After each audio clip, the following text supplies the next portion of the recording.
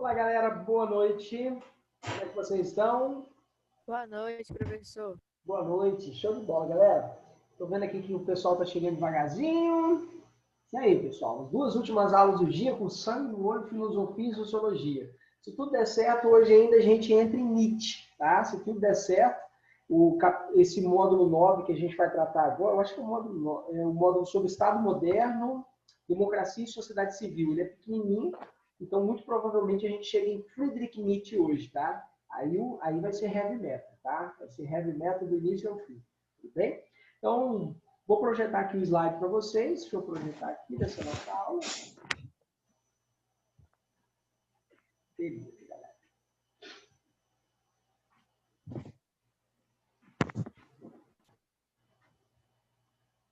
Vamos lá. Todo mundo está conseguindo visualizar o slide aí? Está aparecendo para vocês? Sim, professor. Beleza, então. Show de bola. Então, galera, esse módulo em especial, ele é muito importante, principalmente para quem vai elaborar uma redação sobre democracia, com temas como democracia, com temas como sociedade civil, participação política, formas de governo, Estado, sabe? Então é um tema muito interessante para quem quer, né, afiar a sua argumentação numa boa redação com temáticas como Estado, democracia e sociedade civil, tá? Então a primeira coisa que vocês têm que analisar e perceber aqui, que a gente precisa compreender, é o conceito de poder segundo a sociologia. Tá? O que é poder segundo a sociologia? Segundo a sociologia, poder é a capacidade, possibilidade que uma pessoa tem de agir e produzir algum efeito sobre as outras pessoas. E segundo a sociologia, é um fenômeno social e é um fenômeno racional. Okay? Então, na sociologia, poder é a capacidade, é a possibilidade de agir e produzir algum efeito. Ok? E aí a gente olha para esses líderes que vocês estão vendo aí, ó, grandes líderes de várias nações diversas, poderosas nações, né? Algumas nem tanto, né? Alguns bons líderes, outros nem tanto, né? E aí a gente pode se perguntar assim, né? A gente pode fazer a seguinte pergunta: o que há em comum entre todos esses líderes, né? E a resposta que nos vem à cabeça, segundo a sociologia, é o poder. A capacidade de governar, a governabilidade, como ascender ao poder, né? O que os difere é o grau, basicamente o grau, o quanto eles podem exercer o poder, o quanto seus países os permitem exercer o poder. Pessoal, dá uma olhadinha que eu acho que tem alguém com o microfone aberto. Veio, galera? Beleza. E aí, pessoal, né? E também pode diferenciar o grau de legitimidade do poder. É bem verdade. A gente pode falar, poxa, professor, o primeiro-ministro inglês tem muito mais legitimidade do que o atual Trump, levando em consideração que o Trump, nem aceitando a derrota nas eleições, ele está. Né? Então, sim, é bem verdade. O atual primeiro-ministro inglês tem muito mais legitimidade do que Trump. E é bem verdade que Kim Jong-un, o líder da Coreia do Norte tem muito menos legitimidade do que qualquer um desses que estão no poder. Afinal de contas, ele assume o poder como ditador. Então, o que difere o poder é a legitimidade, o grau de exercício desse poder, o quanto esses governantes têm capacidade de exercer o seu poder. E nós vamos falar a partir dessa perspectiva, nós vamos tentar compreender a relação de poder e Estado a partir de conceitos como democracia, sociedade civil, e nós vamos, digamos assim, estudar Estado e poder a partir de alguns autores, como Michel Foucault, o Max Weber, os próprios contratualistas que a gente já estudou, o Hobbes, o Locke e o Rousseau, e o Friedrich Hegel. Nós vamos ver como que Hegel trata poder, Estado e sociedade civil. Tudo bem? Então vamos começar por partes, tá? Vamos começar por Michel Foucault, tá? O que Michel Foucault, filósofo francês, nascido em 1926, morreu em 1984, ano que eu nasci, né? O que ele nos ensina, né? Ele nos diz o seguinte: existem dois tipos de poder. Existe o macropoder, macro de grande, o macropoder político, e o micropoder, né, que é exercido nas chamadas microfísica do poder. Então, existe um poder grande e um poder menor. O macropoder, o poder macropolítico, é aquele poder do Estado, aquele poder que o Estado exerce sobre os indivíduos que vivem sob sua proteção, através das instituições políticas, amparadas pela lei, né? Esse poder se ramifica e acaba sendo exercido em dimensões um pouco menores. E aí entra o micro, pequeno, a microfísica do poder, que são aquelas ações diárias do nosso cotidiano, que são destituídas de toda e qualquer conotação política, exercidos às vezes nas dimensões menores, tá? Vamos pegar um exemplo para vocês verem a diferença de poder macro, macropolítico e microfísica do poder. Um policial, agente da lei, e o seu pai ou sua mãe exercem um poder sobre você, tá? Como eu não vivo mais sob a tutela dos meus pais, quem exerce um poder sobre mim, na relação de microfísica do poder, é a senhora Dona Maria, minha esposa, tudo bem? Então, em aspecto político, o agente da lei, né, ou seja, um policial, né, ele exerce um poder no espaço macro. É o Estado e as leis do Estado que deram àquele policial, agente da lei, o poder de autoridade. Então, esse poder é um macropoder. Agora, o seu pai, a sua mãe, a sua esposa, elas exercem um poder micro, um poder na microfísica do poder. Então, basicamente, o que Michel Foucault faz, nada de difícil, nada de complicado, é distinguir a amplitude do poder, o quanto o poder tem influência sobre nós. O macropoder, macropolítico, a ação do Estado e instituições que exercem sobre cada um dos indivíduos que vivem nesse Estado. A microfísica do poder ele está estabelecida naquelas pequenas relações do nosso dia a dia, né? Como, por exemplo, né, o simples fato de, né, o seu pai dar né, chamar a sua atenção, por exemplo, com o fato de você estar com, né, estar com os pés na mesa, ou simplesmente, né, eu lembro como se fosse hoje, quando eu estava sentado no sofá, mexendo lá no controle, zapeando o controle da TV, se meu pai chegasse, a primeira coisa que eu fazia era entregar ao meu pai o controle e levantar a minha bunda peluda da poltrona e deixar ele sentar. Isso era uma questão de microfísica do poder, é uma relação pequena, não estava escrito em lugar nenhum, não tem nenhuma lei do Estado que diz isso, mas eu obedecia, porque meu pai exercia um poder sobre mim, relação de microfísica do poder. Tudo bem, galera? Todo mundo entendeu a diferença entre o macro e o micro, a macropolítica e o microfísica do poder? Sim. Sim. O Max Weber, nós já estudamos, ele nos apresenta 3 tipos básicos de poder ou dominação. Então pode aparecer tanto 3 tipos de poder como 3 tipos de dominação. E aí ele tipifica, né, o poder tradicional, o poder carismático e o poder racional legal. A gente vai falar novamente, porque a gente já falou sobre isso, mas eu vou ser bem breve, tá? O que é o poder tradicional?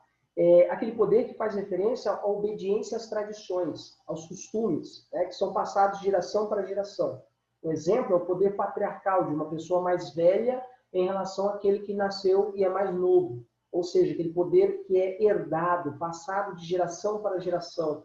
Por exemplo, um rei que herdou o trono do seu pai, ou mesmo um cacique que herdou o trono da tribo, né? Herdou a liderança da tribo, né?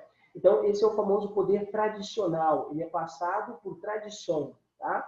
Existe o poder carismático, que diz respeito à crença na qualidade do líder, na sua capacidade, na sua coragem, no seu heroísmo, nos chamados dons sobrenaturais, na inteligência, numa boa oratória. Então, geralmente, o poder carismático, ele tem muita propaganda, sabe? Ele tem uso intenso de propaganda para criar a fisionomia desse líder. Aí a gente tem como, por exemplo, Getúlio Vargas. Getúlio Vargas usou intensa propaganda através do Departamento de Imprensa e Propaganda, o DIP, para criar a figura do pai dos pobres, ao mesmo tempo que ele também era conhecido como a mãe dos ricos. Mussolini na Itália, Benito Mussolini, Adolf Hitler na Alemanha, são exemplos de líderes carismáticos. Bem? Líderes religiosos são líderes carismáticos, principalmente quando a gente fala em pessoas com uma boa oratória, que utilizam-se todo um aparato de propaganda, tudo bem? E nós temos também o poder racional legal, que é aquele poder que diz respeito à obediência a um sistema, digamos assim, de leis elaboradas racionalmente, como, por exemplo, a obediência a uma Constituição, a obediência às leis de trânsito, a obediência a algum estatuto, às leis do condomínio. Então, essa obediência, essa subordinação da pessoa é um poder racional legal. Então, esses são os 3 tipos de poder ou dominação em Max Weber. Também nós já estudamos, né? Professor, Pode falar.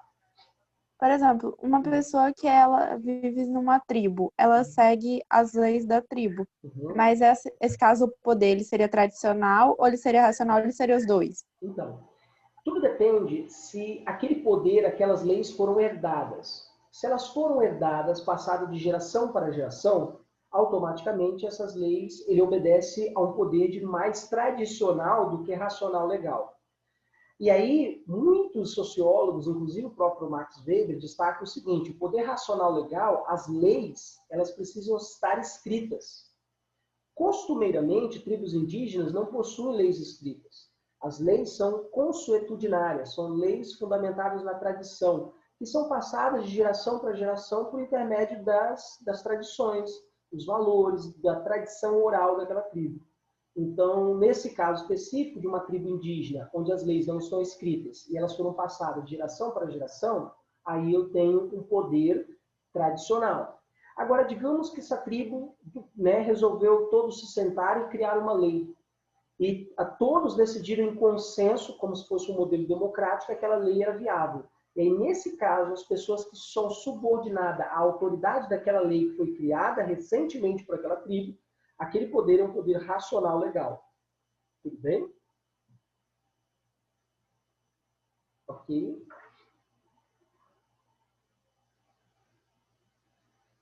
Beleza, pessoal? Dúvidas? Ok, professor. E aí, galera, a gente vai falar um pouquinho sobre o poder do Estado e a sociedade civil a partir de 3 importantes contratualistas, que nós já abordamos eles. Só que eu não vou focar aqui o contrato social. O que eu vou focar aqui é o Estado e o dever do Estado em cada um desses autores. Esse é o objetivo especificamente desse slide aqui. E aí, se vocês perceberem, eu montei um quadro em comparativo com os 3. Então, para quem gosta de organizar aí no caderno, tem esse quadro comparativo que vai te ajudar a elaborar também uma boa redação com o tema Estado, com o tema Poder, por exemplo, dever do Estado, né? Então vamos pegar Thomas Hobbes, né? O Thomas Hobbes, importante teórico absolutista inglês, ele que era defensor do absolutismo monárquico, de um Estado que estivesse acima de tudo, acima de todos, acima dos súditos, e com o poder forte e centralizador nas mãos de um monarca, de um rei. E aí, segundo Hobbes, qual era o dever de um Estado? O dever do Estado era ser um mediador dos conflitos, evitando a guerra de todos contra todos, porque o Hobbes dizia que no estado de natureza imperava a liberdade do homem, o homem era livre para fazer o que quiser. Só que no estado de natureza imperava a guerra constante de todos contra todos, onde os mais fortes dominavam os mais fracos, os mais inteligentes dominavam os menos inteligentes. Então, para conter o conflito, a guerra de todos contra todos, o Hobbes defendia a criação de um Estado absolutista. Então, o Hobbes defende que tipo de Estado, professor? Um Estado absolutista. E qual é o dever desse Estado? Conter a guerra de todos contra todos. Isso é a ideia de Hobbes. O John Locke, que é um pensador iluminista, importante filósofo do século XVI, né, 17, perdão, pai do liberalismo, pai do iluminismo, defensor do Estado liberal e de uma monarquia constitucional, ok? Ou seja, ele defende uma monarquia, sim, mas que o poder do rei seja limitado pelas leis de uma Constituição. E que os governantes fossem eleitos pela sociedade civil, olha isso. Ou seja, os governantes deveriam ser eleitos por voto, por eleições. Então, nesse sentido, o Locke, perdão, ele está caminhando em direção a uma democracia. E qual é o dever do Estado em Locke? O dever do Estado é garantir os direitos naturais do homem, que ele dizia que eram direito à liberdade, direito à igualdade, à fraternidade, sabe? Esses eram os direitos naturais do homem. E se o Estado não cumprir, só lembrando, o povo tem o direito de se rebelar, que é o direito à rebeldia justa. E, finalmente, Jean-Jacques Rousseau, importante pensador iluminista genebriano de Genebra, na Suíça, né? Defensor da concepção iluminista liberal. Ele argumenta que o homem é bom e a sociedade o corrompe, né? Ele defendia que o poder do Estado deveria ser fruto da vontade geral e nunca da vontade individual, porque quando é fruto da vontade individual, eu tenho um tirano, eu tenho um monarca absolutista. E aí ele defende a tese de que a vontade geral deve estar sempre acima da vontade individual. E aí, nesse caso específico, a gente pode dizer, Rousseau é verdadeiramente um democrata. E ele defende que tipo de Estado, professor? Ele defende um Estado republicano democrático. E aí ele defende a tese de que o Estado, o poder do Estado deve estar nas mãos da sociedade civil. E é dever do Estado garantir a existência da sociedade civil, ou seja, garantir a civilização. Tudo bem? Então, Hobbes, Estado absolutista, Locke, absolutismo mais monarquia constitucional, do tipo monarquia constitucional, Rousseau, um Estado democrático. Hobbes, dever do Estado, evitar a guerra de todos contra todos.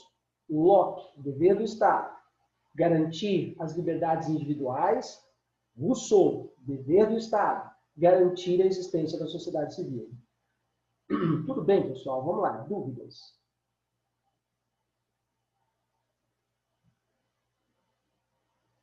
Beleza?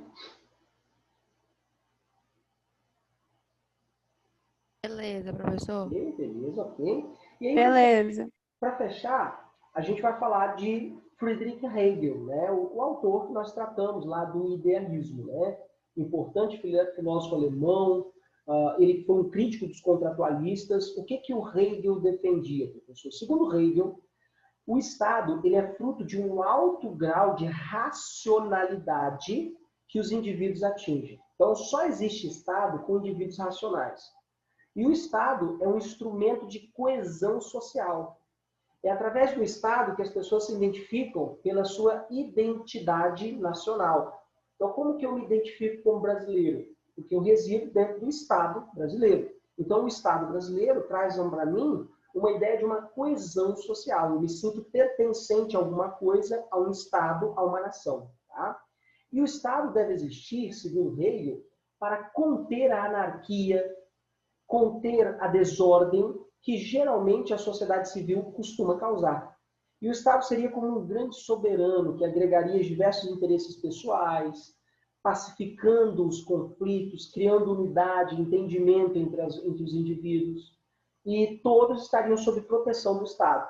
Todas as pessoas estariam seguras e felizes, segundo Hegel, sob a proteção do Estado. Claro, a não ser que esse Estado seja uma ditadura, né? Porque ninguém é feliz dentro de uma ditadura, sob perseguição política, sob censura, sob repressão e violência, né? Aí, nesse caso específico, não tem como ser feliz, não. Mas tudo bem, né? E a gente pode pensar assim, né? Poxa, professor, essa ideia de Estado de Hegel não lembra os regimes totalitários? Exatamente. E é um fato.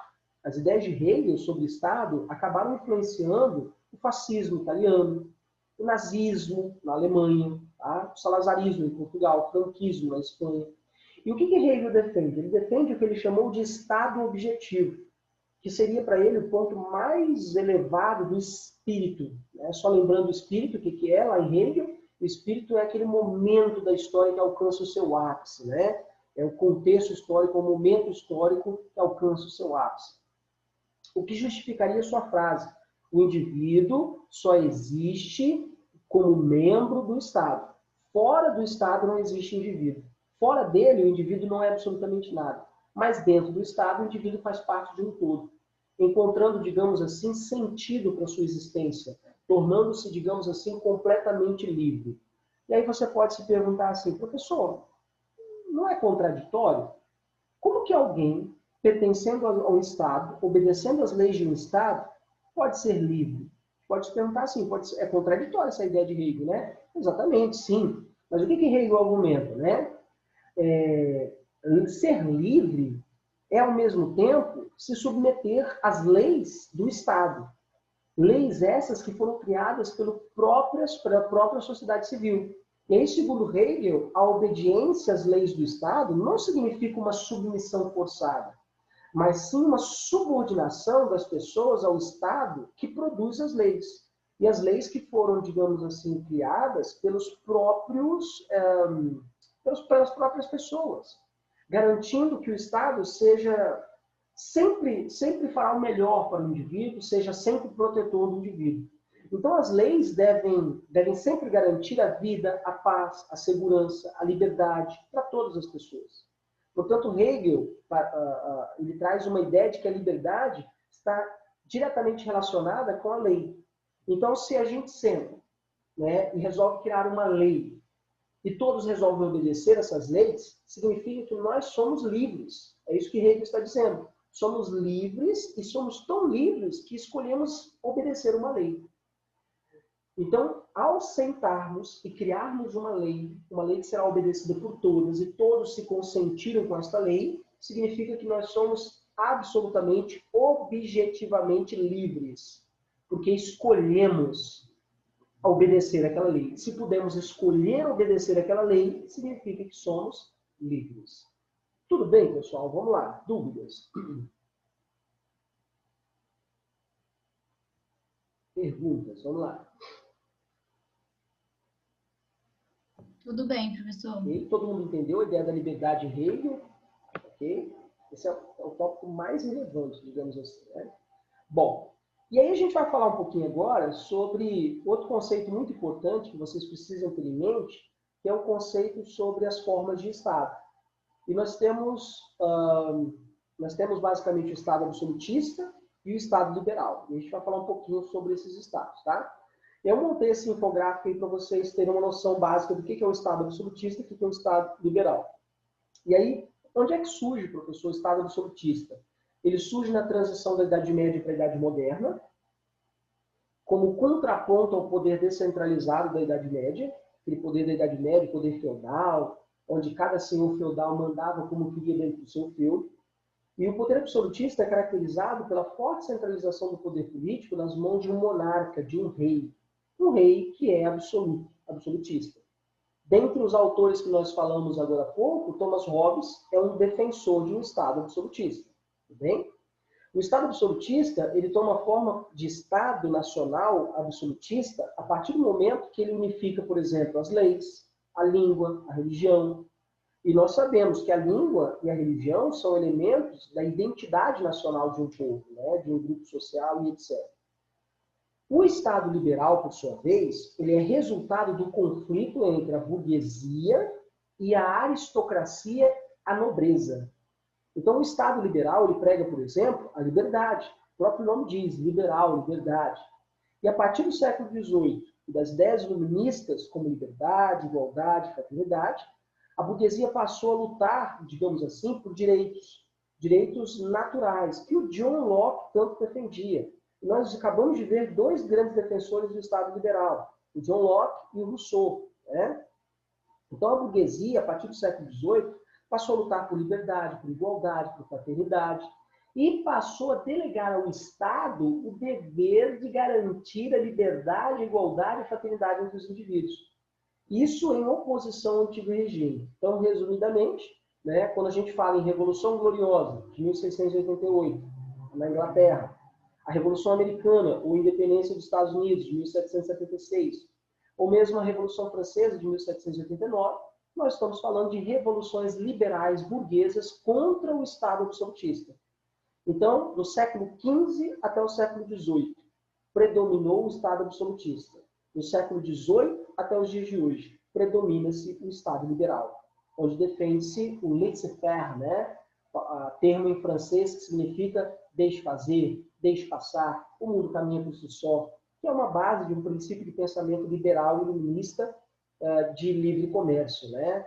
Então, o Estado absolutista, poder forte, centralizador nas mãos de um líder, um rei e um monarca. Estado liberal defende a liberdade política, econômica, social, cultural, religiosa entre os indivíduos. Tudo bem, pessoal? A diferença entre os estados? Tudo. Ok, beleza.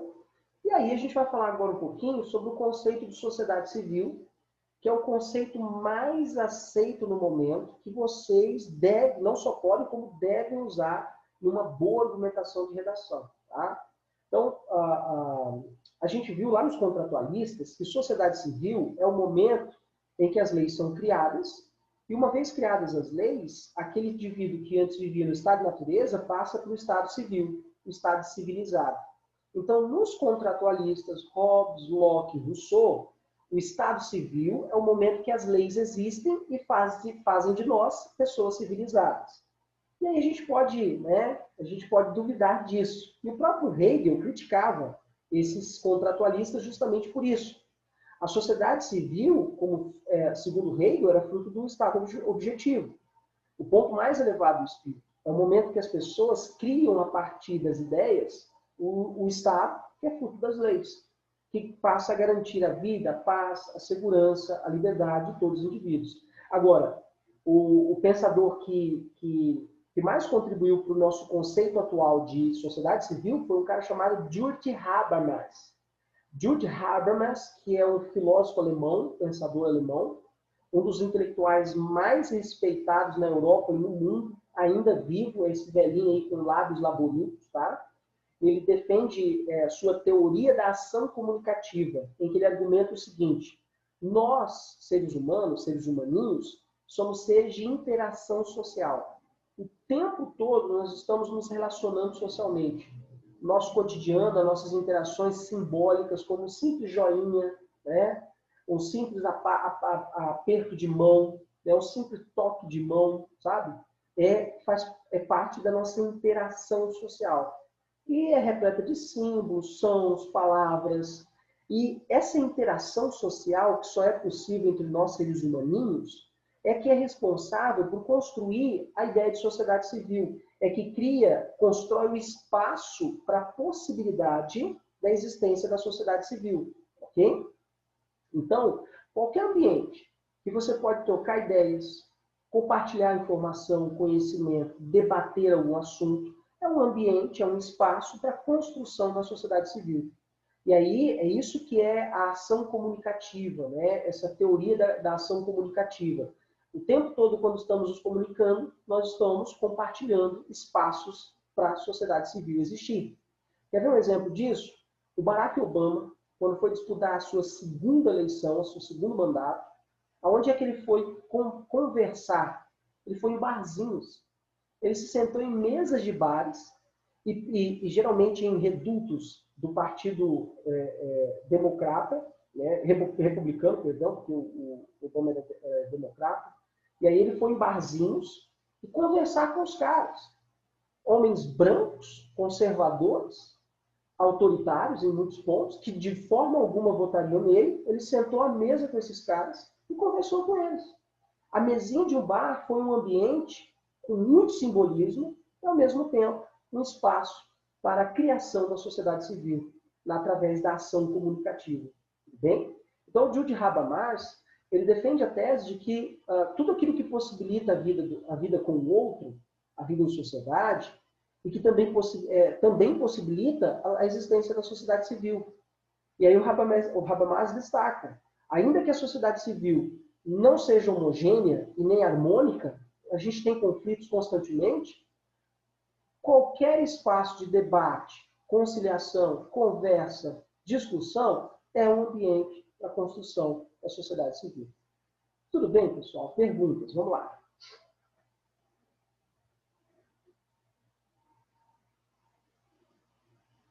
Professor, eu não entendi essa última parte de conflitos, não. Você poderia explicar de novo, por favor? Claro, vamos lá. Então, a nossa sociedade, o Júlio Habamés diz, ela não é homogênea. Por que ela não é homogênea? Porque tem pessoas que pensam diferentes, tem pessoas com cultura diferente, religião diferente, tem pessoas que têm ideologias diferentes. E aí, o que acontece com essas pessoas com uma grande diversidade religiosa, política, ideológica, cultural e etc? Elas se encontram. Se encontram onde? Num bar, numa sala de aula, em uma mesa de escritório, em uma reunião de condomínio, em uma, sei lá, em uma partida de futebol, uma pelada com os amigos. Eles se encontram e começam a dialogar, conversar. Começam a exercer uma espécie de ação comunicativa.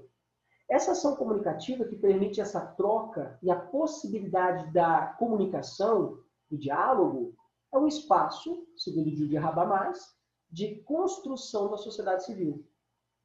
Então, meninas, se vocês se encontram, por exemplo, numa noite do pijama, só as meninas, provavelmente vocês vão discutir sobre política, né? Vocês vão falar sobre culinária, vocês vão falar sobre, sei lá, né? a misoginia, né? Vão falar sobre sexualidade. E aí, esse momento que vocês estão se encontrando numa simples noite de confraternização, uma noite de pijama entre as meninas, é um momento em que a ação comunicativa é exercida e a possibilidade, mesmo com a divergência, com pessoas com pensamentos tão distintos, a possibilidade da construção da sociedade civil. Tudo bem? Sim, professor, obrigada. Nada. Dúvidas, galera? Vamos lá. Então, por exemplo, vamos fazer uma reforma educacional? Quem vocês acham que deve ser ouvido? Né? Professores. Só que recentemente fizeram uma reforma educacional que não ouviram os professores. Entende isso? Vai fazer uma reforma trabalhista? Quem precisa ser ouvido? Políticos? Trabalhadores. Exatamente, trabalhadores. Principalmente aqueles que estão na ponta da produção, da geração de riqueza da nação. O que está faltando, o que precisa mudar, o que precisa ser alterado para melhoria nas condições de vida da classe trabalhadora? E aí depois você chama os patrões, coloca patrão e trabalhador sentado. Vamos dialogar para ver a gente chegar num consenso? Isso é construção da sociedade civil. Só que nós tivemos uma reforma trabalhista recentemente, né? Os trabalhadores foram ouvidos? Só que não. Quem é que foi ouvido? A burguesia. A reforma trabalhista foi de interesse da classe burguesa brasileira, isso é óbvio, né? Tudo bem, galera? Beleza? Tudo bem. Eu tô meio fanho assim, não sei se vocês perceberam, mas eu tô com o protocolo de Covid. Eu não sei, eu acho que eu não estou com Covid, mas eu tive sintomas na segunda-feira, fui ao médico, mas eu estou medicado e estou relativamente bem. Estou 98%, sem paladar, sem olfato, né? Mas 98%. Vou fazer o exame dia 13, para esperar mais 7 dias para ter certeza se é Covid ou não. Né? Então, eu estou de isolamento social, só dando aula em casa. Não se preocupe, vocês estão seguros. Esse vírus ainda não passa pela internet. Né? Então, vocês estão seguros, eu estou seguro. Mas é por isso que eu estou meio fanho. Parece que não está em tempo, né? Não sei se vocês perceberam isso. Mas é horrível. Professor, né? Pode falar. você pode repetir a explicação sobre esse último tópico? A sociedade civil não é homogênea e harmônica, né? Isso aí. Isso. É porque dentro da uma mesma sociedade, vamos pegar o Brasil, né? Tem pessoas católicas, protestantes, tem pessoas que são praticantes de outras religiões afro. Dentro de um mesmo país chamado Brasil, tem pessoas de direita, de esquerda, tem pessoas de centro. Dentro de um mesmo país chamado Brasil, tem pessoas que amam futebol, outros amam, sei lá, né, beisebol, né? Ou seja, existe uma heterogeneidade dentro do Brasil, ou seja, a sociedade civil ela não é homogênea, ela é diversificada, ela é diferente, as pessoas são diferentes entre si. Mas o momento que as pessoas diferentes se encontram e a possibilidade da comunicação, da ação comunicativa, é o momento que a gente abre espaço para a construção da sociedade civil. Tudo bem? Entendi, professor. Obrigada. Ô, professor, Pode falar. melhoras para você aí que você estava falando. E uma dúvida. Uhum. Então, esse filósofo, no caso, ele defendia que, através da comunicação, é possível chegar a um consenso entre diversidade de opiniões? Exatamente. Perfeito. Qual é o grande problema do Brasil hoje? Que ninguém se ouve. As pessoas mais se acusam, brigam nas redes sociais, debatem sobre política, mas brigam. E ninguém entra em consenso. E quando não se há consenso, ou só há conflito e ofensas, isso não é sociedade civil. Então, o Jude Habermas, ele diz o seguinte: é perfeitamente possível chegar à construção da sociedade civil numa mesa de bar, num encontro de amigas e meninas no shopping, ou numa mesa de escritório, numa reunião com os empregados da empresa. Então, todos esses espaços são espaços que possibilitam a construção da sociedade civil. Agora, qual é o problema do Brasil hoje? Quando vai se tomar uma decisão, como, por exemplo, a reforma trabalhista, não se ouve os trabalhadores. Vai se fazer uma reforma educacional, não se ouve os professores. Esse é o problema do Brasil. E quando se deixa de ouvir as partes interessadas, se deixa também de construir a sociedade civil. Entendeu? Ok? Professor, Pode falar, gente.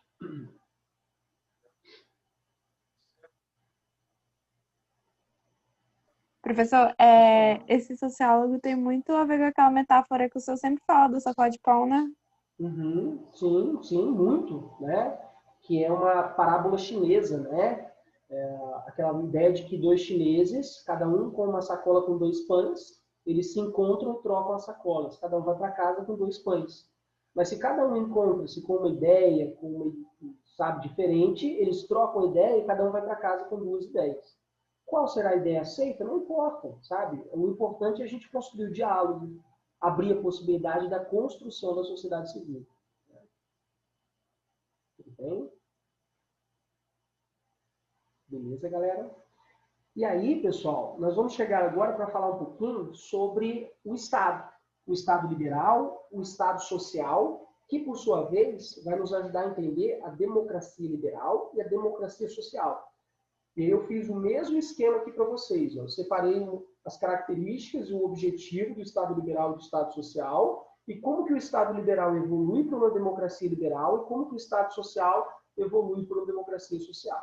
Bem? E a gente vai analisar cada um deles. Bem? Vamos lá, vamos por partes. O que é o Estado liberal? O Estado liberal a gente acabou de estudar. Ele tem origem nas revoluções liberais, na Revolução Gloriosa de 1688, na Inglaterra, a Revolução Americana, ou Independência dos Estados Unidos, de 1776, a Revolução Francesa, de 1789, e é um Estado que está fundamentado nas bandeiras do iluminismo: liberdade, igualdade e fraternidade. E qual é o objetivo de um Estado liberal? Garantir, manter a ordem social burguesa, limitar os poderes do rei e garantir mais liberdade política, econômica, social e cultural entre os homens e indivíduos que compõem esse Estado. E o Estado liberal, é importante a gente problematizar esse Estado, porque a gente sabe que a liberdade e a igualdade no Estado liberal ela não é para todos. Aí a gente pode até buscar lá no artigo 5º da nossa Constituição Federal: todos são iguais perante a lei. Que lindo, professor, mas a gente sabe que não é assim. Se você estudar a Revolução Francesa, vocês puderam perceber, a Revolução Francesa foi feita pela burguesia para a burguesia, ao instituir, por exemplo, o voto censitário. O voto censitário baseado na renda. Só quem podia comprovar a renda podia votar. E aí os trabalhadores do campo, camponeses, os sans-culottes, por exemplo, na Revolução Francesa, não puderam participar. Então a Revolução Francesa, por exemplo, que foi uma revolução liberal e que criou o Estado liberal francês, ela foi feita pela burguesia e para a burguesia. A crítica que a gente pode fazer é: será mesmo que a liberdade é para todos no Estado liberal? Será mesmo que a igualdade é para todos no Estado liberal? Ou a igualdade e a liberdade é somente para a classe que tem poder aquisitivo, a burguesia? Essa era a crítica que Karl Marx fazia, né? E aí, qual é o único lugar que a liberdade, digamos assim, teve mais sucesso? Na economia, com o livre mercado, a livre concorrência, a livre iniciativa, o livre comércio, a não intervenção do Estado na economia. Foi justamente na economia que o Estado liberal, digamos assim, teve mais sucesso. O Estado social, por sua vez, ele surge em oposição ao Estado liberal. Ele quer superar o Estado liberal. E o Estado social, ele defende a igualdade em detrimento da liberdade. E aí, por exemplo, quando é que foi a primeira vez, professor, que o Estado social tomou forma? Revolução Russa de 1917. E provavelmente vocês já estudaram lá na aula de História Geral, né? A Revolução Russa, Revolução Bolchevique, de outubro de 1917, ela foi uma revolução que queria criar um Estado social, com uma maior intervenção do Estado na economia, na sociedade, criando condições como igualdade social entre todos. Porém, mais todavia, no entanto, vocês estudaram que a Revolução Russa se perdeu e se tornou uma terrível ditadura de extrema esquerda. Vocês provavelmente viram isso. No Estado social, o Estado teria o objetivo de promover a justiça social, a igualdade entre os indivíduos. O Estado social é uma ferramenta que defende que a igualdade é um princípio para todos, não só para a burguesia, e ele é um Estado interventor, né? Então, resumidamente, o Estado liberal defende a não intervenção do Estado na economia. O Estado social defende a intervenção do Estado na economia. O Estado liberal, ele defende a liberdade, igualdade e fraternidade, mas somente para um grupo social, que é a burguesia.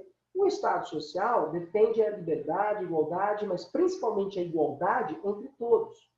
E aí o Estado social e o Estado liberal entram em um dilema que o Zygmunt Bauman ele destaca muito.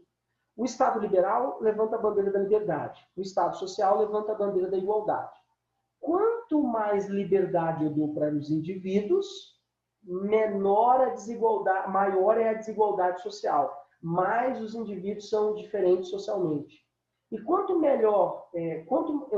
mais eu tento resolver o problema da desigualdade entre os indivíduos, menos liberdade os indivíduos têm. E aí, qual é o grande dilema do Estado contemporâneo? Tentar equilibrar, ok? Liberdade e igualdade. Porque se eu dou muita liberdade, a desigualdade aumenta. Se eu dou muita igualdade, as pessoas perdem liberdade. Então, existe um dilema quase que dramático da existência do Estado contemporâneo. E aí o próprio Zygmunt Bauman diz, esse é o grande pepino a ser descascado na contemporaneidade. Tudo bem, galera? Perguntas? Tudo bem, professor. Ok, legal. E essas formas diferentes de Estado, elas nos ajudam a entender e a consolidar os tipos diferentes de democracia. Como, por exemplo, existe a democracia liberal e a democracia social. A democracia liberal, ela está ligada ao Estado liberal, ligada às ideias de liberdade entre os indivíduos, como direitos civis, direito de ir e vir, direito à liberdade de expressão, sabe? A igualdade de todos perante a lei. E a meritocracia. O que é a meritocracia? Eu dar as mesmas condições para todos, independente da realidade de cada indivíduo. Se uma pessoa estuda escola pública ou escola particular, ela vai fazer a mesma prova. Essa é a ideia da meritocracia. Se esforça, se vira, né? Se uma pessoa tem acesso à internet ou simplesmente não teve nenhuma aula ao longo do ano, não tem problema. Meritocracia. Aquele que se esforçar vai conseguir. Essa é a ideia da democracia liberal. Já a democracia social, o que ela postula? Ela acrescenta a cidadania aos direitos individuais. Surgindo, por exemplo, novos direitos como o dever do Estado e o direito do povo. Direito à saúde, à educação, segurança, lazer, à vida. Todos esses direitos são deveres do Estado. O Estado tem direito de garantir a sua educação, a sua segurança, o seu lazer, a sua saúde. Esse é um Estado social, que parte do princípio de uma democracia social. E aí o Estado passa a garantir, por exemplo, os direitos trabalhistas, leis para proteger as minorias, como, por exemplo, uma lei contra a homofobia, uma lei de racismo, sabe? Direitos como educação, saúde, segurança, previdência social e etc. E o princípio elementar de uma democracia social não é o princípio da meritocracia, mas o princípio da equidade, que é dar condições de acordo com a realidade de cada indivíduo. E aí eu tenho essa imagem aqui que ajuda a gente a entender um pouquinho mais o que é essa ideia de equidade. Tá vendo? Vocês estão vendo aqui, ó, igualdade e equidade. Pessoas com realidades diferentes, e é dado a essas pessoas com realidades diferentes a mesma condição, ok? Agora, pessoas com realidades diferentes, é dado a essas pessoas condições diferentes. É isso que é o princípio da equidade, que é tão defendido, por exemplo, pela democracia social. E aí, se a gente for pegar o nosso exemplo Brasil, hoje, atualmente hoje, o atual governo, nós vivemos uma democracia liberal ou uma democracia social? O que vocês acham? Liberal. Liberal. Perfeito. Hoje, desde o impeachment de Dilma, nós vivemos um modelo de democracia liberal, ok? Na era PT, governo Dilma e Lula, tá? Lula e Dilma, perdão, em ordem. Não estou entrando aqui no mérito de corrupção, pedaladas, porque nós sabemos de tudo que já aconteceu, mas não há como negar, durante a era PT, nós vivíamos um modelo de democracia social. Um modelo que, por exemplo, criou universidades. Se eu não me engano, foram 27 ou 37 universidades federais. Ampliou os institutos federais. Ou seja, o modelo que o Estado cuidou da sua educação. O modelo que criou o SUS, ampliou o atendimento no SUS. O modelo que criou essas ambulâncias, né, da SAMU, o modelo que criou o SAMU, que presta atendimento a qualquer pessoa, pobre, rica, é só ligar para o SAMU, que ele vai até você atender. Com todos os seus problemas, né, sociais, econômicos, políticos, aquele modelo de Estado era um modelo de democracia social, com todos os escândalos de corrupção. Tá? A gente sabe que existia corrupção, isso é um fato, não há como negar, mas era um modelo de democracia social. E aí você pode se perguntar, professor, mas entre a corrupção, né, de um, eu prefiro o Estado do outro. Aí a gente pode também se perguntar, mas será que o Estado do outro não é tão corrupto quanto o outro? Né? Então, corrupção, gente, existe em qualquer Estado. Em um Estado liberal, em um Estado social. A corrupção é o mal do ser humano, não do Estado. Não é o Estado que é corrupto, é o ser humano que é corrupto. É o ser humano que, dentro do Estado liberal ou Estado social, pratica corrupção. Então, quer mudar o Estado? Tem que mudar a cultura da pessoa, das pessoas no Brasil. Então, tem que começar a falar de ética nas escolas, a falar de corrupção nas escolas, a falar de política, a falar de valores nas escolas. Então, minha opinião, minha humilde opinião como professor, tudo passa pela educação. Tá? Tudo bem, pessoal? Perguntas? Vamos lá. Tudo bem, professor. E aí a gente vai falar um pouquinho agora dos regimes políticos. Tá? Dentro do Estado, nós temos o que chamamos de regimes políticos. E de acordo com os regimes políticos vigentes, nós podemos dizer que o Estado ele é democrático de direito ou um Estado de exceção. Tá? Esse exceção aqui, galera, é com C cedilha, tá? Deixa eu corrigir aqui, antes que eu esqueça desse pequeno detalhe. Exceção, é com C cedilha, Estado de exceção.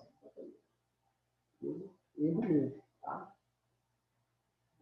E de novo, beleza. E o estado de exceção. Vamos analisar cada um desses estados, tá? O que é um estado democrático de direito e o que é um estado de exceção, tá? Vamos começar pelos regimes políticos que estão dentro do estado. Dentro do estado, você pode ter um regime democrático liberal, um regime democrático social, ou você pode ter regimes políticos autoritários, como totalitarismo, e regimes propriamente dito autoritários. Um estado de exceção é aquele estado que tira suas liberdades, censura, promove repressão, violência, perseguição política. Geralmente são ditaduras, ok? Geralmente o estado de exceção é uma ditadura. É possível haver um estado de exceção sem uma ditadura? Sim. Quando, por exemplo, o governante, quem governa, né, ele governa de maneira autoritária, demite pessoas por não concordarem com o que ele pensa, censura os meios de comunicação, né? Espalha fake news, né? Qualquer semelhança com a realidade é uma mera coincidência, tudo bem? Né? Enfim, então vamos analisar, por exemplo, o que é um regime totalitário.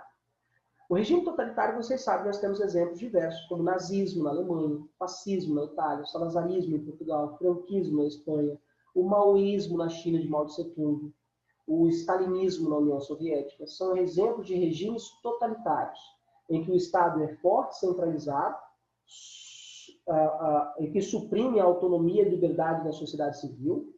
Esse Estado está dominado parcialmente ou totalmente por um único líder ou por um único partido político. Hitler era o líder, o partido nazista era o único partido. Tá? Usa-se da violência, como, por exemplo, campos de concentração. Usa-se o controle ideológico através dos meios de comunicação, da censura, por exemplo. E eles, geralmente, esses regimes chegam ao poder pela institucionalidade. Okay? Eles chegam ao poder através do viés democrático. A democracia permite que esses caras cheguem ao poder. Okay? E aí, repito, nazismo, fascismo, salazarismo, franquismo, stalinismo, maoísmo, são exemplos. Tá? Agora, importante, todo regime totalitário é um regime autoritário, mas nem todo regime autoritário ele é totalitário. Regimes autoritários, como é que eles se apresentam, professor? Com a existência de um poder forte, centralizador nas decisões políticas, o uso da violência física, que tomam, geralmente esses regimes tomam o poder por golpe, instalando ditaduras, ok? Excluem a sociedade civil da vida pública, da vida política, da participação política, e são governos exercidos geralmente por militares. Nós já vivemos isso. Em 64 e 85, nós vivemos a ditadura militar brasileira, vocês sabem disso. Né? Já um regime liberal, democrático liberal, o que ele prioriza? As liberdades individuais, econômicas. E atualmente nós vivemos essa versão liberal do tipo neoliberal. Atualmente nós vivemos o regime político democrático neoliberal, tudo bem? Que é aquela ideia de que o Estado mínimo, o Estado intervém minimamente na economia. Né? E a democracia social, por sua vez, é aquela que promove a ampliação dos direitos individuais, fundamentado no princípio da isonomia, da igualdade, da equidade, tá? Que é dar condições sociais para as pessoas de acordo com suas necessidades. Tá?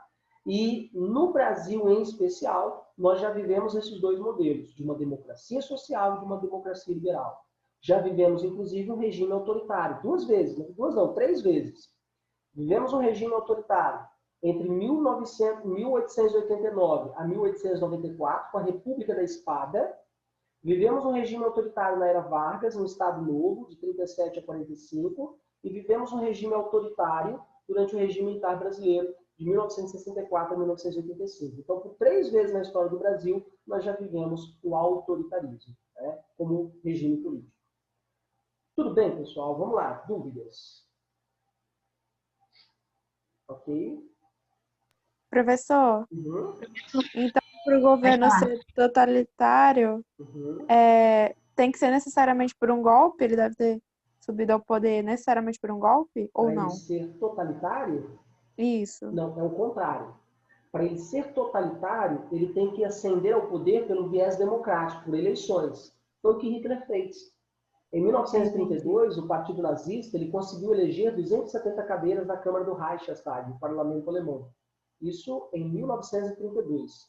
No ano seguinte, em 1933, os deputados, que eram a maioria nazistas, escolheram Hitler como chanceler, primeiro-ministro da Alemanha. E aí, em 1934, quando o então presidente da Alemanha, Hindenburg, morre, o cargo de presidente ficou vago, e aí um plebiscito foi organizado, cheio de fraude, mas foi organizado, e que escolheu Hitler como presidente. E aí Hitler acumulou o cargo de primeiro-ministro e de presidente da Alemanha. Ou seja, Hitler chegou ao poder pela institucionalidade, pela Constituição, pelas leis democráticas daquela nação. Agora, importante, um regime totalitário, ele é o extremo. Ou ele é a extrema-direita ou a extrema-esquerda. Bem? Agora, o que é em comum entre todos os regimes totalitários? Censura, perseguição, repressão, violência, perseguição política. Agora, geralmente um regime autoritário, não. Ele toma o poder, ele dá um golpe, ele institui uma ditadura. Tudo bem? Beleza, galera?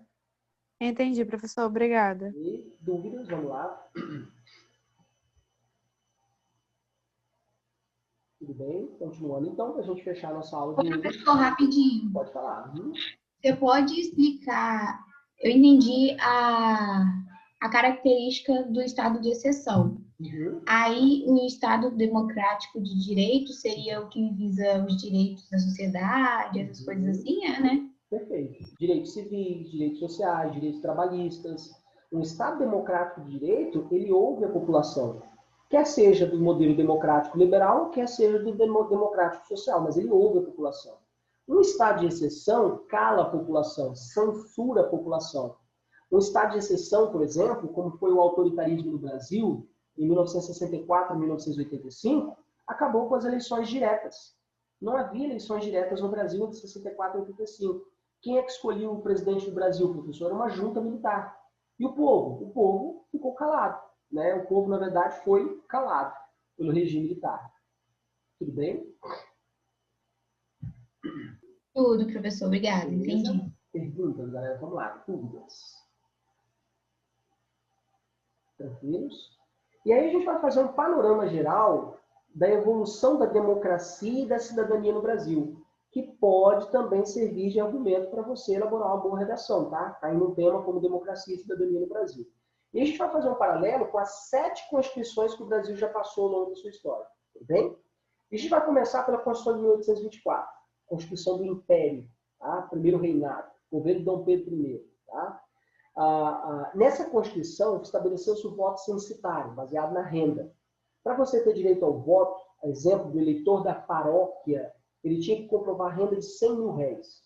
O eleitor da província, de 200 mil réis. E se você quisesse se candidatar a deputado e senador, você tinha que comprovar a renda de 400 e 800 mil réis, respectivamente. E no Brasil, de uma população de 8 milhões, um pouquinho mais, 8 milhões e 400 mil pessoas, apenas 1% da população brasileira na época conseguia votar. Ou seja, que podia comprovar a renda. Então, nesse quesito, o que eu tenho? O direito ao voto antes mesmo da construção da sociedade civil. E aí, beleza. Foi proclamada a República e em 1891 veio a Constituição, a primeira Constituição da República, que expandiu a cidadania aos homens maiores de 25 anos de idade. E o voto exclusivo aos homens alfabetizados, excluindo os analfabetos. Agora é muito interessante. A Constituição de 1891, ela nem dizia que a mulher não podia votar e nem dizia que a mulher podia votar. Simplesmente se subentendia que mulher não tem direito ao voto, ponto final. Então a Constituição nem citava a mulher, a Constituição de 1891, tá? Mas se subentendia naquela sociedade daquela época, uma sociedade patriarcal, autoritária, conservadora, falocêntrica, se subentendia que a mulher não pode votar. Então, o voto era aberto, ou seja, não secreto. Sendo o voto aberto e não secreto, muito comum as fraudes eleitorais, muito comum, através da atuação dos coronéis, nos chamados currais eleitorais, através do voto do cabresto. E aí, tempo passa, tempo voa, e nós fomos lá para a Constituição, para a Era Vargas, né? A Constituição de 1934. Getúlio Vargas ascende ao poder em 1930, na Revolução de 30, e Getúlio Vargas mudou o rumo do eixo econômico do Brasil, político, etc. Ele rompeu com a famosa política do café com leite. Professor, Pode falar? ali está a Constituição de 1834. Está errado, não? Tá errado sim. Não deu, 1934. Obrigado, tá? Beleza. Beleza. E aí, nessa Constituição de 1934, construiu-se o princípio da cidadania. Por exemplo, com o voto feminino, com os direitos trabalhistas, os combates às fraudes eleitorais, como, por exemplo, a criação da justiça eleitoral, a instituição do voto secreto e não mais o voto aberto. Então, a gente pode dizer que a primeira grande experiência democrática da história do Brasil foi com a Constituição de Vargas em 1934. Porém, mais todavia, no entanto, vocês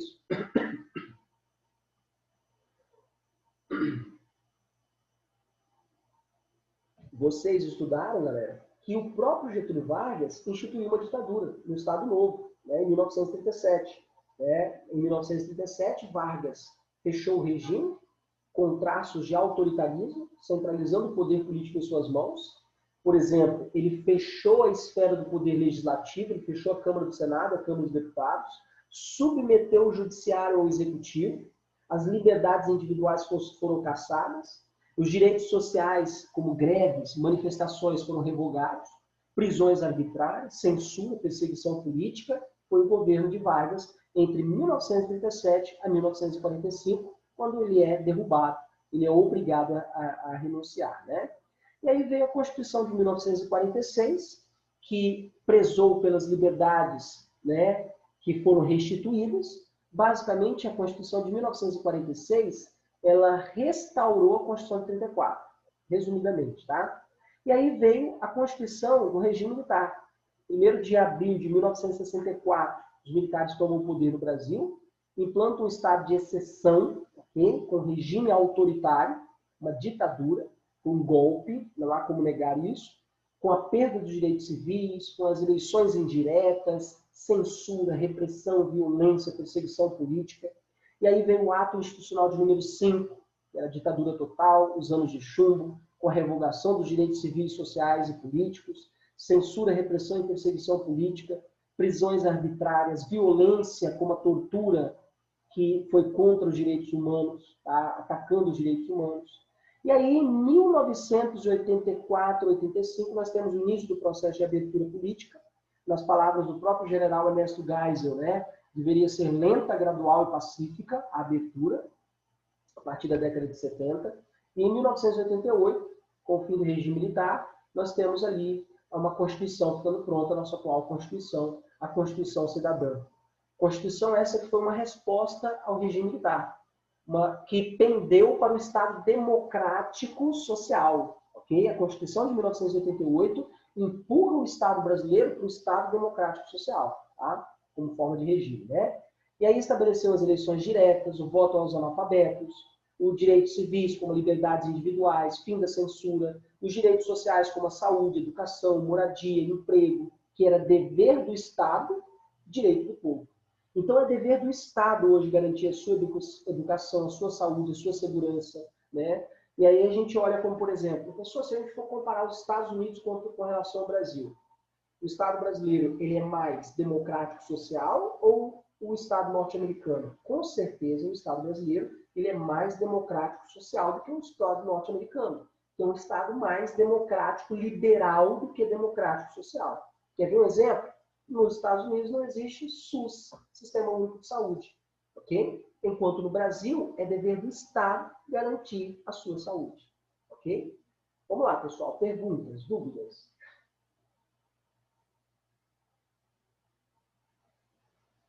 Tudo bem, galera? Perguntas? Professor, no caso dos índios e dos votos também, aí entraria também na Constituição atual, né? Isso, perfeito. Constituição atual, perfeito.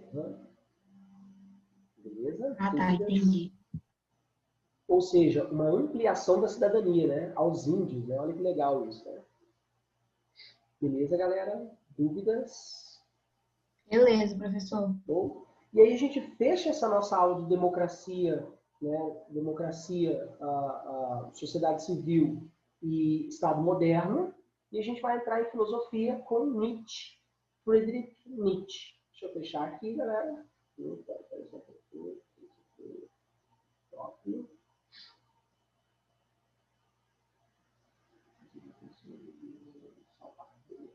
Deixa eu abrir aqui o slide sobre Nietzsche.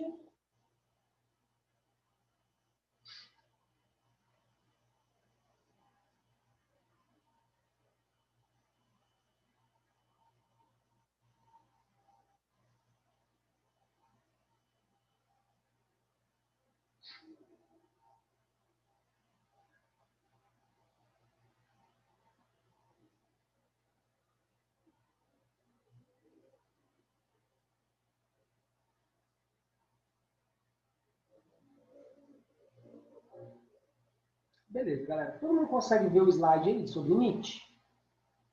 Sim. Beleza, então. Então, a partir de agora, nós vamos entrar em um dos autores mais polêmicos e mal compreendido, mal interpretado da história da filosofia, que é o filósofo alemão Friedrich Nietzsche. Eu, particularmente, eu gosto de Nietzsche, embora não concorde com ele. Eu não concordo com ele, mas eu gosto de Nietzsche.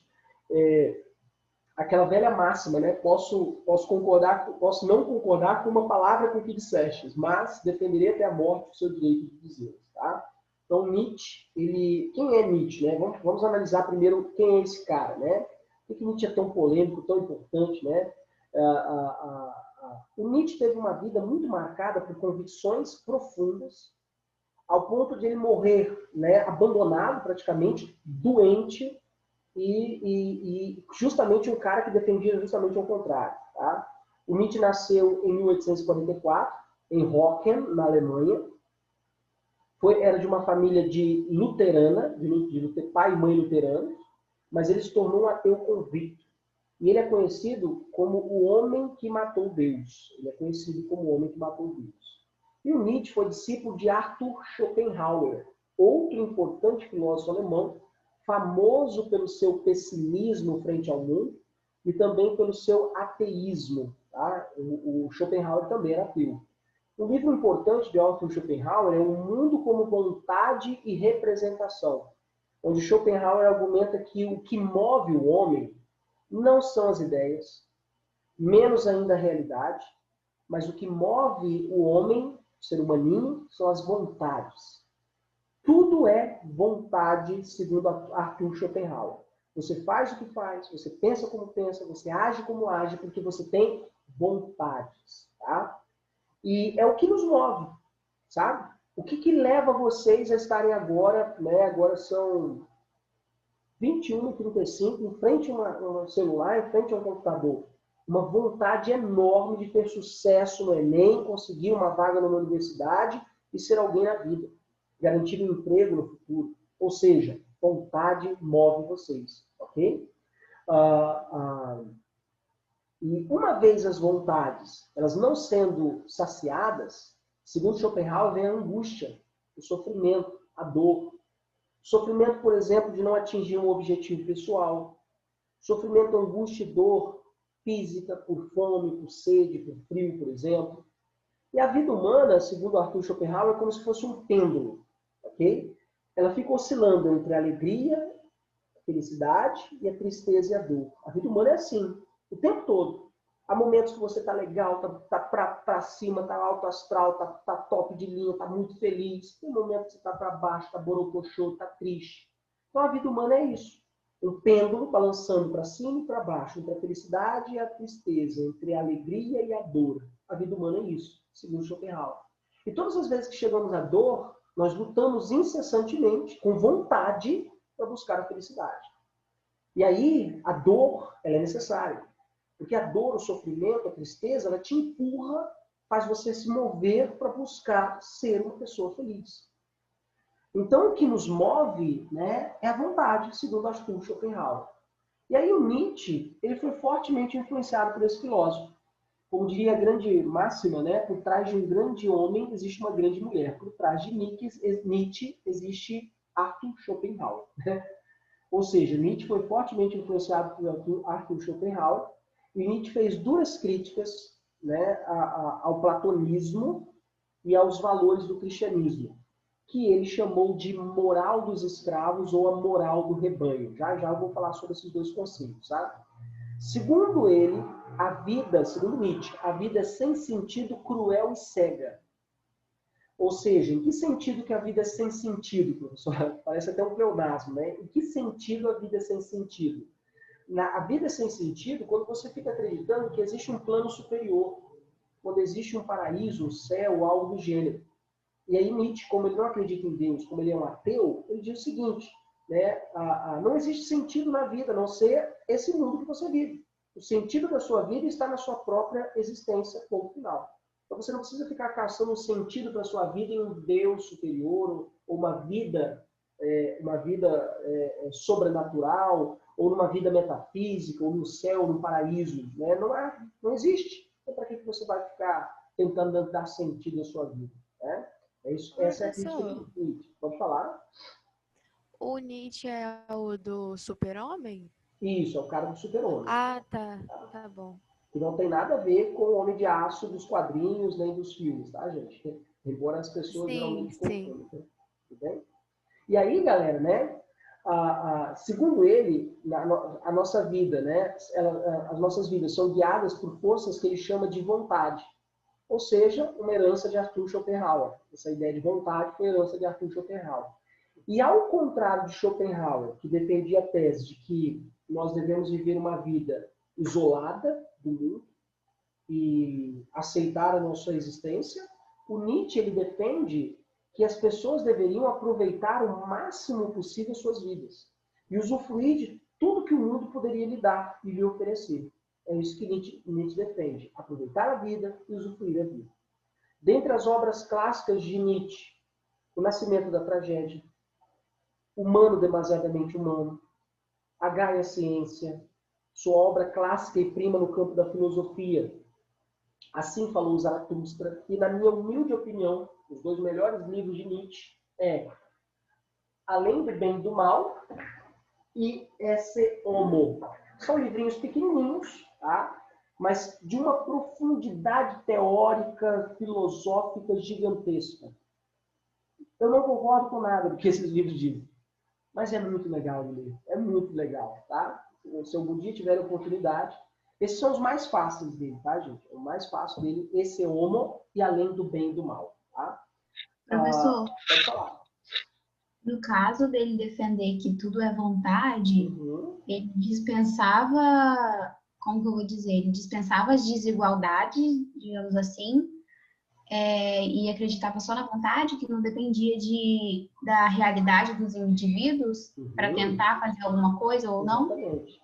Não depende nem da realidade e nem das ideias. Depende tão somente da sua vontade. Você quer?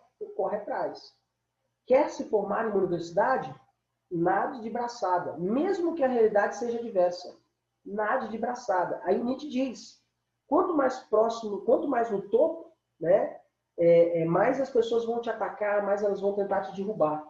Então, nade de braçada, lute com todas as forças contra as adversidades do mundo, seja um super-homem. Ok? Então, Nietzsche diz o seguinte, não importa a sua realidade, não importa as ideias. O que importa são as suas vontades. Se você tem vontade, professor, tem uma vida difícil, estudo escola pública, a escola pública não está funcionando, você tem vontade? Então, nade contra a correnteza. Faça de tudo para chegar ao topo, à vitória, para viver a sua vida como ela deve ser vivida, com paixão, com emoção, com prazer, que é o que Nietzsche defende. Então.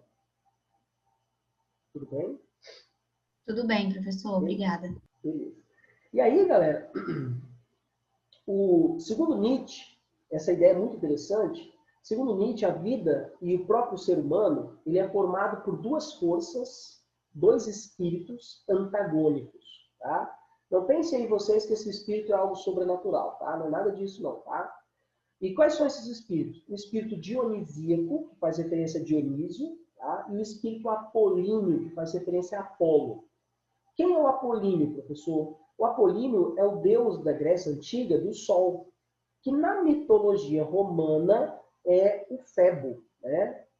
E esse espírito apolíneo ele representa a razão, o equilíbrio, o comedimento, a abnegação, o sacrifício. E segundo Nietzsche, é um espírito que nega a natureza humana. Já o espírito dionisíaco, ele faz referência ao deus grego do vinho, né? Dionísio, deus da música também, né? Que na mitologia romana é Baco, deus dos bacanais, né?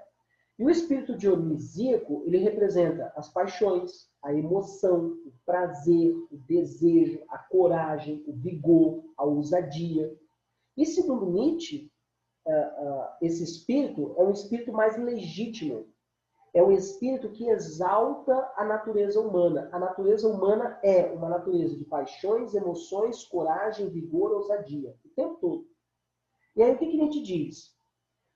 No período que antecede Sócrates, ou seja, antes de Sócrates, existia um equilíbrio entre as duas dimensões, entre os dois espíritos, o apolíneo e o dionisíaco, entre a razão e a emoção. Existia um equilíbrio.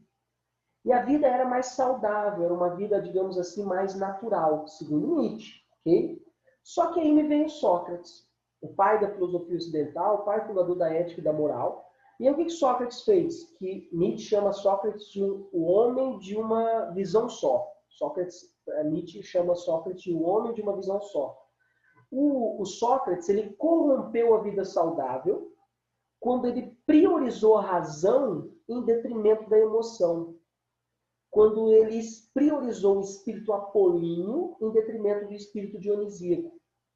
Ele priorizou a razão, equilíbrio e comedimento, combatendo e adestrando, né, tudo aquilo que não fosse racional. E aí Sócrates ele teria possibilitado a vitória do espírito apolíneo sobre o espírito dionisíaco. A vitória da razão sobre a emoção. E aí tudo ficou chato. Tudo ficou o ó do Borogodó quando surgiu o cristianismo no século I. Segundo Nietzsche, o cristianismo radicalizou a crítica ao espírito dionisíaco, valorizando demasiadamente o espírito apolíneo, valorizando, por exemplo, o sacrifício, a aceitação, a submissão, em detrimento de uma vida de paixões, de coragem, ousadia, vigor e prazer. Então, o que o cristianismo veio com sua moral, seus valores, que o Nietzsche diz que é a moral dos escravos, a moral do rebanho? O cristianismo veio valorizando as fraquezas humanas. Aquilo que é fraco é visto como superior para o cristianismo, enquanto aquilo que é forte é visto como ruim. E que, em nome dessa moral de escravos, as pessoas passaram a negar a sua natureza, passaram a negar a emoção, os prazeres, a paixão, os desejos. E o cristianismo fez com que as pessoas aceitassem as suas fraquezas, de uma maneira que, em troca de um plano de salvação. E os cristãos negaram as suas paixões, sua coragem, sua emoção, seu vigor, sua força, em nome de um Deus que, para Nietzsche, não existe. Tá? E aí, basicamente, o cristianismo surge com novos valores, defendendo, por exemplo, se você nasceu camponês, você deve aceitar ser um camponês, porque foi Deus que quis. E você não deve lutar para mudar a sua realidade. Então, a vida cristã é uma vida de aceitação, abnegação. É uma vida de escravos, que Nietzsche diz que é a moral dos escravos, a moral do rebanho. Alguém que aceita, baixa a cabeça. E aí o que Nietzsche defende? Ele defende o espírito dionisíaco, um espírito que rompe com a escravidão, que vive pela emoção, pelos prazeres, pelos desejos, pela coragem, pelas vontades. É isso que Nietzsche defende. Tudo bem, pessoal? Pergunta. Vamos lá. Professor, não é meio contraditório ele, sendo um ateu, usar dois deuses como exemplo para exemplificar isso? É uma pergunta muito comum que muita gente gera a interpretação equivocada de muita gente. Mas ele não usa o Dionísio ou Apolíneo aqui como figura de deuses. Ele usa aqui como uma figura de forças, sabe? É como se ele fizesse uma parábola, tá? Ele usasse o termo dionisíaco e apolíneo como uma parábola, mas não como uma feição de deuses, mesmo porque ele não acredita em Deus. Agora, o Nietzsche comete um erro que é muito comum aos ateus. Ele não acredita na existência de Deus. Então, por que ele ataca tanto Deus? Se Deus não existe, por que ele está atacando Deus? É a mesma ideia de um ateu que diz o seguinte: professor, eu não acredito em Deus, não. É sério, verdade? Não acredito, não. Por quê? Professor, porque em nome de Deus, bruxas foram queimadas, em nome de Deus, guerras foram travadas. Eu falei, mas se você não acredita em Deus, né, por que você está colocando a culpa em Deus dessas guerras, dessas bruxas que foram queimadas? Não teriam sido os homens que, usando o nome de Deus, promoveram essas atrocidades? É um erro comum que o ateísmo comete, que Nietzsche também, né? Gente, todo grande pensador, todo filósofo, eles não são infalíveis. Vai haver um momento que eles vão cometer algum erro. Esse é um erro, um dos erros de Nietzsche, né? Minha opinião também, não só a minha opinião, como de outros filósofos também. Tá? Tudo bem, galera? Tudo. E aí, o que aparenta ser que o Nietzsche ele usa Deus como um bode expiatório. Já que ele não quer culpar o homem pelos erros, ele usa Deus como referência. Né? Mas, enfim. E ele esquece da importância que as religiões e que os deuses têm para controlar a ira dos homens, para evitar a barbárie e as guerras sangrentas entre os homens. É bem verdade, em nome de Deus se praticaram guerras, mas em nome de Deus também se buscou a paz, em vários momentos, inclusive. Tá? Então ele esquece daquela parte boa da religião, do cristianismo, etc, etc. Ele esquece dessa parte e ataca só o lado ruim. Né? Tudo bem, galera? E aí, o que Nietzsche defendia, galera? O Nietzsche defendia a chamada destruição dos valores cristãos através da filosofia do martelo. Tá? Okay? O Nietzsche defende que essa filosofia, sabe, essa filosofia que como a gente conhece hoje, ela é uma filosofia que deveria substituir o cristianismo. O cristianismo deveria ser substituído, a moral cristã deveria ser substituída por valores filosóficos. E aí ele defende a tese da filosofia do martelo. O martelo, vocês sabem, é uma ferramenta que o ferreiro usa. E com o martelo você pode destruir, você pode moldar, você pode transformar, por exemplo, o metal. Então o martelo é um instrumento muito poderoso. E Nietzsche defende que a filosofia ela é tão poderosa quanto qualquer outra religião. E aí o que ele defende? Ele defende que a filosofia deve ser usada como se fosse um martelo, em que esse martelo seria uma ferramenta capaz de destruir os valores do cristianismo e construir novos valores. E aí, para a gente entender essa ideia de Nietzsche, a gente tem que compreender o seu conceito de niilismo, tá? Que é um conceito sofisticado para alguns filósofos, mas que não é difícil de entender. E eu vou focar aqui no niilismo em Nietzsche, porque existe niilismo em outros autores, mas meu foco aqui é Nietzsche. O que é o niilismo em Nietzsche? A palavra niilismo vem do grego, que significa nada, aniquilamento e a não existência, ou levar algo a não existir. Então, o que é o niilismo na filosofia moral de Nietzsche? É a filosofia que se opõe à ideia de progresso, nega a existência do mundo metafísico, nega a existência de Deus, defende a criação de novos valores que possam reafirmar a natureza humana, a paixão, a emoção, os prazeres. E ele postula um prazer natural, o prazer que é da natureza humana. E aí o Nietzsche, o que ele queria? Ele queria construir uma filosofia que pudesse libertar os seres humanos. Ele queria construir uma filosofia que, como um martelo, teria capacidade de destruir os valores cristãos e moldar novos valores. E aí o Nietzsche defendia destruir o cristianismo, moldar novos valores, reafirmar a natureza humana, reafirmar aquela natureza de coragem, de vigor, de ousadia, de desejo, de paixões, de prazeres. Ou seja, o Nietzsche queria reafirmar o espírito dionisíaco e destruir o espírito apolíneo. E uma das ideias filosóficas mais poderosas de Nietzsche é justamente essa, da filosofia sendo usada como um martelo. Tudo bem? Vamos lá, perguntas, galera. Professor, pode falar. Está escrito ali que ele se opunha à ideia de progresso, mas ele também criticava os valores tradicionais. Isso, perfeito. Não faz muito sentido. Quando ele fala valores tradicionais, são os valores da religião, né? Os valores religiosos cristãos, que foram passando de geração para geração através da tradição. Né? Quando ele faz uma crítica de progresso ali, ele está fazendo a crítica ao progresso racional. A ideia de que a ciência, a tecnologia, a industrialização vai nos levar para um lugar melhor. Né? Ele está fazendo uma crítica a isso aí. Aí ele diz o seguinte, nem sempre a razão nos leva para um lugar melhor. E ele está certo nesse quesito. Porque a ciência, por exemplo, o progresso, é possível analisar. Olha o que foi a Primeira e a Segunda Guerra Mundial. Né? Todo o progresso, toda a ciência avançou ao longo do século XIX e início do século XX, foram usadas na Primeira e Segunda Guerra Mundial. Desde tanques de guerra, aviões, submarinos, todo aquele progresso racional, científico, foi usado nos campos de batalha para matar seres humanos. E aí a gente diz, a custa de quê? O progresso serve para quê? Né? E mais, para que eu quero progresso? Eu preciso de uma vida de progresso para existir, para ter uma vida boa, de qualidade? Eu preciso ter um celular, um computador, um automóvel, uma casa, para ter uma vida feliz? E Nietzsche diz isso. A vida feliz não se resume ao progresso científico, material, tecnológico. A vida feliz não pode ficar resumida ao progresso. Por isso que ele se opõe a essa ideia de progresso. Né? Tudo bem? Professor, então ele critica o positivismo, né?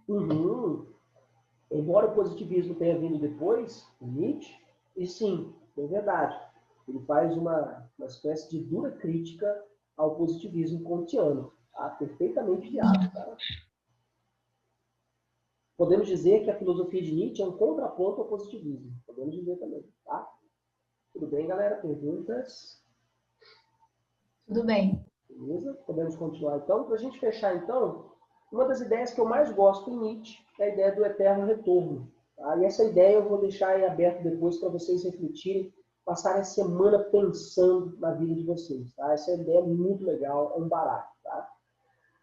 O que é o eterno retorno? O Nietzsche nega toda concepção dualista de mundo. O que é uma concepção dualista de mundo, professor? É aquela concepção platônica de um mundo físico e um mundo metafísico. Ou aquela concepção religiosa cristã de a terra e o paraíso, o céu. Então, para Nietzsche, só existe o mundo físico. Só existe o mundo que você vive. E segundo Nietzsche, não existe outra realidade a não ser esta que eu e vocês vivemos. Portanto, não há uma verdade universal sobre as coisas do mundo. Isso é Nietzsche que está dizendo, tá? E existem apenas modos diferentes de ver a realidade. E a vida, segundo Nietzsche, é uma sucessão interminável de fatos que se repetem sem novidade, eventos extraordinários. A vida é sempre isso. Você deita, dorme, acorda, vai para o trabalho, volta para casa, deita, dorme, acorda, vai para o trabalho, volta para casa. Sua vida é um eterno retorno. E aí o Nietzsche nos traz a seguinte reflexão, que é muito legal. E se um dia, ou uma noite, tá, um demônio, ele usa a expressão demônio para algo ruim, tá? Não propriamente dito um demônio mesmo, porque ele não acredita nisso. Se algo ruim, ou alguma coisa ruim, um espírito ruim, te dissesse que essa vida que você vive, você sempre a viverá da mesma forma. Do mesmo jeito, sem nada de novo. Cada dor, cada prazer, cada pensamento, cada suspiro vai ser da mesma forma. Tudo vai retornar, é um eterno retorno. Tá? Sua vida vai ser a mesma coisa, do mesmo jeito, da mesma forma. Se você soubesse disso, talvez você não gostaria de fazer algo para mudar a sua vida. Se você soubesse que a sua vida ia ser uma vida de sofrimento, dor, o resto da vida, você não gostaria de fazer algo diferente? Seguir, por exemplo, os seus sonhos, suas paixões, aquilo que você ama fazer, e não aquilo que as pessoas querem que você faça, ou aquilo que você acha que deve fazer porque dá dinheiro. Entende isso? Será mesmo que essa ideia de eternidade, de vida eterna, vale a pena? Considerando que nada de novo vai acontecer? Tudo será a mesma coisa? Então, se você soubesse nesse exato momento que sua vida, né, será uma vida medíocre, uma vida qual você é um estudante medíocre, um aluno medíocre, um profissional medíocre, um filho medíocre, uma filha medíocre, sabe? Será que você não gostaria de fazer algo para tornar a sua vida melhor? Ou se tornar uma pessoa acima de medíocre? Uma pessoa excepcional, diferente? E aí Nietzsche diz o seguinte: como é que eu deixo de ser uma pessoa medíocre, professor? Uma pessoa insignificante? Mais um, apenas mais um. Como é que eu deixo de ser apenas mais um? Para se tornar a pessoa, o cara, o aluno, o estudante, o filho, o pai, o profissional da empresa? Depende de você, das suas ações. E de mais ninguém. Não depende de Deus, porque, repito, ele não acredita em Deus. Depende única e exclusivamente de você. Então, quer mudar a sua realidade, vai depender da sua vontade. É você que vai determinar se sua vida vai ser um eterno retorno ou se sua vida vai ser excepcionalmente maravilhosa, vai ser uma vida de prazer, de paixões, de desejos, se você vai viver a sua vida verdadeiramente como ela merece ser vivida, de maneira natural e excepcional. Essa é a mensagem de Nietzsche, forte, demasiadamente forte, né? Humano, demasiadamente humana. Essa é a mensagem de Nietzsche. Então, não se contente com a sua vida do jeito que ela está hoje. Faça alguma coisa para mudar. É o que vocês estão fazendo agora, estudando. A essa hora,